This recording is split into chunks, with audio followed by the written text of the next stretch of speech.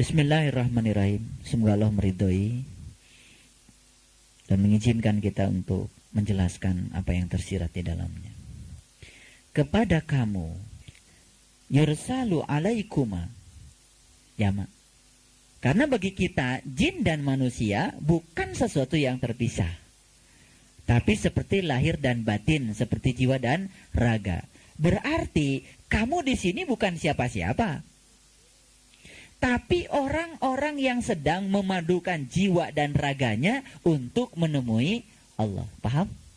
Ingat itu. Saya masih ingat saya nulis di situ bahwa jin dan ins itu sama dengan insana. Nah, kemudian di sini kepada kamu Allah katakan apa? Diberikan nyala api. Kalau bahasanya Depak, dilepaskan nyala api. Jangan setiap kata nar itu kemudian menjadi neraka. Semuanya buka Quran surat Toha dulu. Surat yang ke-20. Saya mohon semuanya membaca surat Toha dengan kesadaran. Barangkali selama ini kita bacanya juga gak karu-karuan. Sudah ketemu? Ya, ayat 9. Kita akan baca sampai ayat yang ke-16. Baik, saya akan bacakan pelan-pelan. Wahal ataka hadisu Musa. Apakah telah sampai kepadamu kisah Musa? Mu di sini pertama kali Nabi Muhammad. Jadi Allah mewartakan pada Nabi Muhammad, Muhammad, telah sampaikah kepadamu kisah Musa? Nah, mu sekarang tentu saja diteruskan oleh orang-orang yang ingin menjadi seperti Muhammad. Betul nggak? Kan kita ini sekarang sedang ingin menjadi seperti Muhammad supaya kita bisa menampakkan kemuliaan Allah. Telah datangkah kepadamu kisah Musa? Kisah tentang apa? Baik, kita teruskan. Idh arokan naron. Ketika ia melihat api. Ya. Fakola li ahlihi. Lalu berkatalah ia kepada ahlinya, kepada orang-orang yang terdekat dengannya, kepada keluarganya. Apa yang dikatakan Musa? Tinggallah kamu di sini, sesungguhnya aku melihat api. Mudah-mudahan aku dapat membawa sedikit daripadanya kepadamu, atau aku akan mendapat petunjuk di tempat api itu. Ini api apaan? Kok bisa dapat petunjuk di tempat api itu? Jelas kalimatnya di sini, ya. Au ajidu alan nar huda. Ya kan? Jadi mudah-mudahan aku mendapatkan petunjuk di tempat api itu. Nah, kemudian maka ketika ia datang ke tempat api itu, ia dipanggil. Ya Musa. Hai Musa. Ketika dia sampai di tempat api itu dipanggil. Jadi yang manggil siapa? Api. Ya Musa. Apa katanya? Ini ana rabbuka. Sesungguhnya aku inilah Tuhanmu. Kata siapa?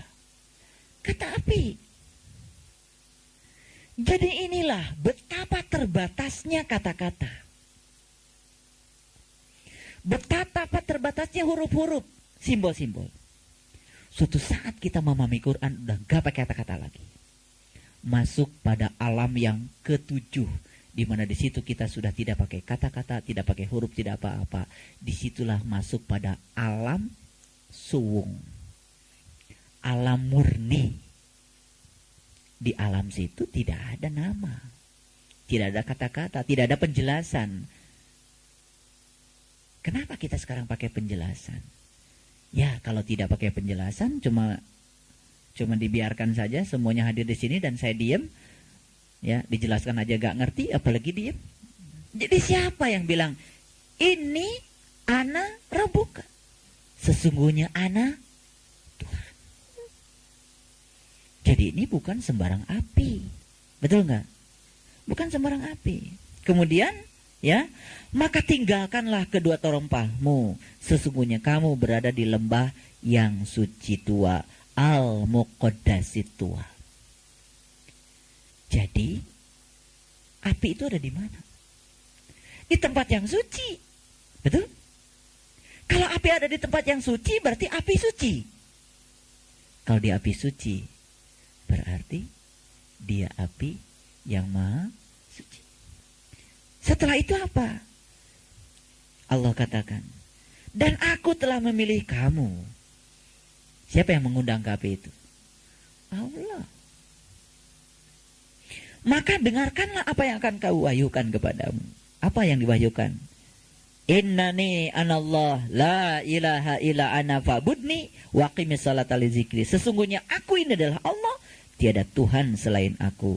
Maka sembahlah aku dan dirikanlah salat untuk mengingat aku. Betul? Lah yang diingat oleh Musa apa? Yang dilihat. Betul nggak? Yang dilihat Musa apa?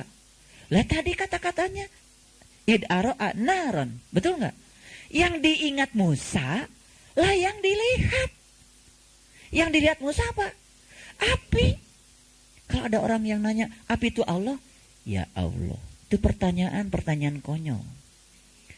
Di sini Allah bilang, ya, sembahlah aku, dirikanlah sholat untuk mengingat aku. Jadi kalau Musa sudah bisa mengingat kepada yang Allah tunjukkan pada dirinya, itu sudah menyembah Allah. Ngerti? Jadi kalau kita sampai hari ini masih memperbincangkan yang saya lihat Allah atau bukan, itu namanya, ya, namanya belum ikhlas menerima ma'rifatullah. Gak usah dipikirkan. Sudah saja apa yang diajarkan oleh guru. Kan Allah juga cuma bilang di Quran, wazkuru kama hadakum. Ingatlah Allah sebagaimana yang ditunjukkannya kepadamu. Titik. Mu di situ lain-lain. Mu. Di sini ada berapa mu? Ingatlah Allah sebagaimana yang ditunjukkan kepadamu. Sudah. Kepadamu, nggak usah kita bikin penyamar. Tidak perlu kita bikin konklusi seperti apa. Justru konklusi, ya, yang kita bangun itu menjadi gambaran tentang Allah. Pasti bukan Allah. Makanya dilarang kita memasang gambar di rumah kita. Gambaran tentang apa? Gambaran-gambaran tentang Allah. Karena dia tidak bisa digambarkan. Tapi dia bertajalli di dalam gunung kita. Jadi apa yang Allah tunjukkan kepada kita, itulah sudah. Itu yang diingat dalam sholat. Apakah sama menyembah cahaya atau menyembah Allah? Menyembah Allah. Tapi yang kita ingat apa yang Allah tunjukkan kepada kita. Itulah yang dialami para nabi, para rasul. Makanya pentingnya ngaji itu seperti itu. Sehingga logikanya Al-Quran itu nyampe kepada kita. Kan sangat logik sekali. Apa yang diingat Musa? Yang dilihat. Betul nggak? Tapi ketika Musa sudah mampu mengingat yang dilihat, fa'budni, berarti kamu telah menyembahku. Berarti ku di situ ya sudah, cukup dulu. Bahwa kita ada di empernya ku atau di daunnya ku, ya walau alam terserah Allah deh. Itu kan wilayah kita, wilayah rasa kita. Betul nggak? Nah itu adalah upaya kita untuk meningkatkan mutu kita, kualitas kita. Betul nggak? Rasa kita, itu upaya kita. Tapi bahwa kita sudah menyembahnya, ya sudah, titik saja sampai di situ. Walaupun barangkali baru titik permulaan, baru bagian luarnya, nggak apa-apa. Allah tidak pernah memperbincangkan itu. Yang penting wazkuruhu kama hadakum. Ingat Allah sebagaimana yang tunjukkannya kepada. Baik, sekarang sampai di sini ngerti? Nah, jadi api di sini bukan api sembarangan. Kalau kita mau jujur, perintah sholat pertama kali dikasih pada siapa? Pada siapa? Nabi Musa. Jelaskan kata Quran. Betul nggak? Pada Nabi Musa. Oke. Jadi ada bahasa leksikal, ada bahasa gramatikal. Nah, sedikit pakai bahasa sedikit. Leksikal itu bahasa kamus. Jadi kalau kita belajar bahasa Inggris, belajar bahasa asing, pakai bahasa kamus. Bahasa itu menjadi sendiri-sendiri, nggak jelas. Nah, ada namanya bahasa gramatikal. Itu namanya bahasa hubungan kalimat. Itu namanya bahasa konteks. Nah, kalau kita melihat bahasa dari sisi konteks, itu sudah tidak melihat perkata lagi. Yang penting, ide dan gagasan itu oleh konteks sudah tersampaikan. Bahasa Quran begitu. Jadi bahasa sudah dilupakan. Itu namanya makna gramatikal. Kadang-kadang Quran pun suatu saat tidak pakai makna leksikal. Maknanya makna gramatikal, dilihat dari sisi konteks. Nah, kalau dilihat dari sisi konteks, Toha ya udah seperti itu. Itu konteks. Nah, Ar-Rahman juga harus dilihat dari sisi konteks. Baik, kita teruskan. Kepada kamu, nah kamu di sini siapa tadi? Jin dan manusia. Berarti insana kan? Orang yang telah memadukan jiwa dan raga untuk menemui Allah akan diberikan nyala api, ya. Kemudian dan cairan tembaga. Jadi Quran surat Ar-Rahman ayat 35 ini bukan cerita tentang PTDI, bukan cerita tentang industri otomotif, bukan. Ini cerita tentang cairan tembaga yang kita saksikan di sana. Jadi gini, disebut api bukan, ya, disebut cairan tembaga yang itu bukan. Ini adalah keterbatasan kata-kata untuk menjelaskan apa yang kita saksikan sebetulnya. Jadi yang disaksikan ya itu. Maksud saya begitu ya. Jadi ini keterbatasan kata-kata. Tapi ngerti maksud saya kan? Yang penting ngerti deh. Nah, makanya ayat 35 ini tolong perhatikan. Ayat 35 ini kemudian oleh Allah ditegaskan di ayat 37. Coba lihat. Ya. Fa idza saqatis sama'u fakanat wardatan kadihan. Maka apabila langit telah terbelah dan menjadi merah mawar seperti kilapan minyak. Subhanallah. Jadi surat Ar-Rahman itu puncaknya itu ada di ayat 37. Kok nomornya lagi 37 lagi ya? Luar biasa. Iya. 37 itu 10. La ilaha illallah. 37 itu apa? Untuk mencapai yang 3 gunakan yang 7. Yang 3 itu Nur Insani, Nur Muhammad, Nurullah. Gunakan yang 7. Maka ketika kita menggunakan yang 7, terbelahlah langit kita. Di Quran surat Al-Insyiqaq sudah saya bahas, ketika langit terbelah, ketika bumi diratakan, ketika dilemparkan apa yang di dalam bumi hingga menjadi kosong, saat itulah engkau sedang dipanggil, ya ayuhal insana, innaka kadihun ila rabbika kadhan. Betul? Insana? Nah, saat itu kita sedang memajukan jin dan manusia yang ada pada diri kita. Inilah puncaknya Quran surat Ar-Rahman, yaitu mawar merah. Ya. Jadi yang pernah ikut umroh dengan saya barangkali pernah menyaksikan mawar merah di Jabal Uhud. Ya alhamdulillah. Ya. Inilah gambaran dari Allah. Jadi mawar merah itu adalah ya sesuatu yang Allah pertunjukkan kepada kita, dan itu sangat luar biasa. Saya mau cerita sedikit fisikanya ya, karena sekarang ini mawar merah ini sudah dijadikan pelatihan. Tapi itu yang ditunjukkan itu supernova. Itu adalah fisika. Ya. Fisika. Jadi saya bukan mendiskreditkan pelatihan, tetapi saya cuma ingin mengingatkan kalau melihat itu di pelatihan, itu fisika, itu materi, ya, itu materi. Jadi gini, ceritanya gini. Jadi di Amerika itu ada seorang ibu kemudian nikah dengan bapak, nikah ini, kemudian melahirkan seorang anak. Ketika lahir, ini diberi nama Hubble. Nah ini yang luar biasa, ketika anak ini lahir kok diberi namanya Hubble. Padahal Hubble itu bahasa Arab. Hubble itu dari hablun. Hablun itu tali. Wa'tasimu bihablillahi jami'a. Hendaklah kamu berpegang kepada tali Allah itu jami'a, seutuhnya. Apa tali Allah? Nah kalau kata Rabi'ah al-Adawiyah, tali Allah itu adalah marifatullah. Sesuatu yang bisa menghubungkan kita dengan Allah. Itu tadi yasiluna ma'amarallah. Nah ini Hubble lahir. Ini Hubble nih waktu lahir umurnya 0 tahun kan? Pasti kan? Nah, terus dia tumbuh 1 tahun, 2 tahun, 3 tahun, 4 tahun, 6 tahun masuk SD. Kemudian terus Hubble itu sekolah gitu sampai S3. Dia baru membuat teleskop. Namanya teleskop Hubble. Nah, ini teleskop ini kemudian diluncurkan oleh NASA. Diluncurkan. Nah, diluncurkan. Kalau ini bumi, ini kan diluncurkan, tetap diluncurkan. Pas di sini diluncurkan. Inilah kira-kira teleskop Hubble. Ini teleskop ini misinya adalah untuk merekam semua ya peristiwa-peristiwa yang terjadi di angkasa. Jadi sekarang itu sudah ada pesawat komersil yang bisa mengangkut ke angkasa. Bayarnya 1,8 miliar kan. Nah, silakan daftar. Kalau Jakarta banjir kita ke sana aja lah. 1,8, makanya nabung. Kita tinggal di sana aja, 1,8 miliar. Subhanallah. Nah, ini teleskop ini sudah siap di sini. Yang luar biasa adalah kan sebetulnya yang namanya supernova itu kejadiannya itu terjadi bukan saat Hubble lahir.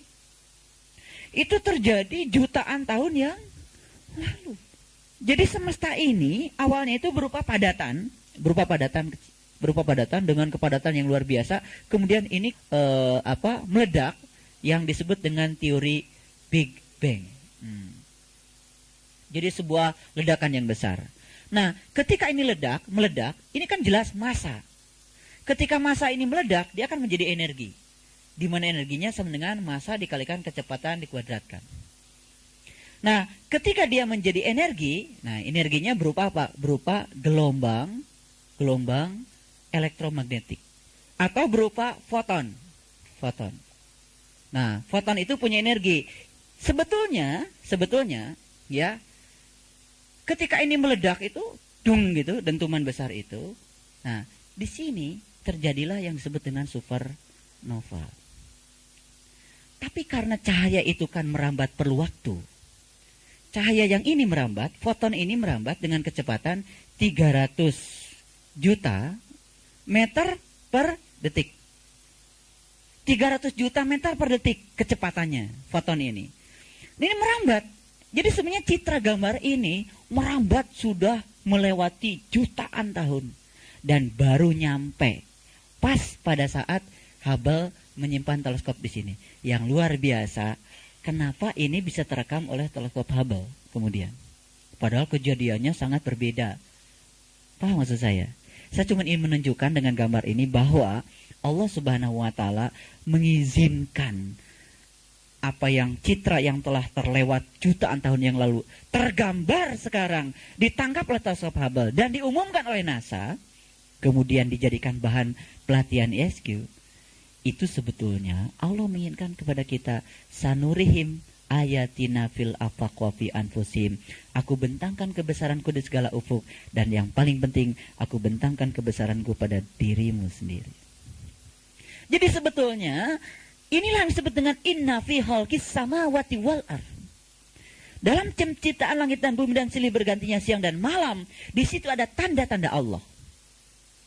Bukan tanda-tanda kebesaran Allah, tapi ada tanda-tanda Allah. Tanda-tanda Allah, ya Allah itu sendiri. Bagi orang yang pernah menyaksikan supernova pada dirinya, pasti akan tersujud. Subhanallah. Itulah sempurna. Fisikanya tahu, metafisikanya tahu bahwa fisika itu adalah Allah sedang menggambarkan dirinya dengan semesta ini. Lalu itulah kita telah sampai kepada dia. Jadi Nabi Muhammad tidak cerita hasil teleskop Hubble. 1400 tahun yang lalu Nabi Muhammad sudah cerita tentang mawar merah. Jauh sebelum ada teleskop Hubble. Berarti mawar merah yang dilihat Nabi Muhammad itu adalah yang kita saksikan di dalam diri kita. Sekalipun kita tidak pernah belajar fisika, tidak tahu gambar dari NASA, kalau pernah menyaksikan mawar merah, saya ucapkan selamat, berarti kita pandangan kolbunya sudah terbuka. Paham? Ya. Nah, itulah.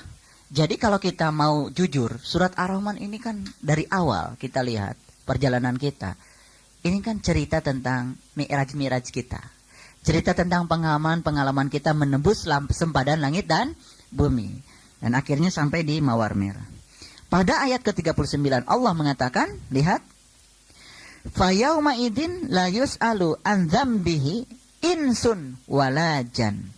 Pada waktu itu manusia dan jin tidak ditanya tentang dosanya.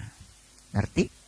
Ah, inilah sebetulnya ya paradigma dunia akhirat yang selama ini berkembang di pikirannya orang Islam itu sangat berbeda dengan yang ada di dalam Al-Quran. Jadi jelas Allah mengatakan di Quran, innallaha la yaghfiru ayyusyraka bihi wa yaghfiru ma dzuna dzalika liman yasha. Sesungguhnya Allah tidak akan pernah mengampuni dosa syirik, tapi Allah akan mengampuni dosa apapun, asal jangan dosa syirik. Makanya kita pergi haji. Labbaik Allahumma labbaik, labbaik la syarika laka labbaik. Aku datang kepadamu memenuhi panggilanmu untuk membebaskan syirik yang ada padaku. Logikanya, kalau orang pergi haji 250.000 ke sana sambil teriak, labbaik Allahumma labbaik, labbaik la syarika laka labbaik. Kan bahasa sederhananya, ya Allah saya syirik, ya Allah saya syirik, gitu kan. Tolong dibebaskan. Betul nggak? Layak pergi ke haji itu untuk membebaskan syirik. Betul nggak? Coba. Itu makanya cuma nyanyi aja, labbaik Allahumma labbaik, labbaik la syarika. Nyanyi doang nggak ngerti. Padahal ya Allah saya syirik, ya Allah tolong bebaskan ya Allah. Gitu artinya. Ya kan aku datang kepadamu mau dipanggilanmu untuk membebaskan syirik yang ada padaku. Syirik itu menduakan Tuhan gara-gara tidak tahu Tuhan. Supaya bebas dari dosa syirik, berkunjung ke rumah Tuhan. Berkunjung ke rumah Tuhan, bertemu dengan Allah. Begitu tahu Allah, bebas dari syirik. Makanya orang yang sudah ketemu dengan Allah tidak lagi dihitung dosanya. Kan Allah sudah bilang, inna fatahna laka fatham mubina liyaghfir lakallahu ma taqaddama min dambika wa ma ta'akhkhar. Jadi ibaratnya, kalau tetes air yang kotor nih, sadar dengan kekotorannya, dia berjalan menuju sungai, nyampe di laut. Begitu nyampe di laut, sudah tidak diasingkan lagi sebagai air kotor. Begitu sampai di laut, dia tersucikan dengan sucinya air laut. Itulah diri-diri kita. Kita ini semuanya kotor. Tugas kita cuma datang kepadaku. Datanglah kepadaku. Nah, datang kepadaku. Berkunjunglah kepadaku. Berhajilah. Itu. Jadi tugas kita tuh datang saja. Datang kepadanya. Begitu datang kepadanya, menyatu dengannya. Semua kotoran kita akan tersucikan dengan kemahasuciannya. Tidak lagi ditanya tentang dosa. Assalamualaikum warahmatullahi wabarakatuh.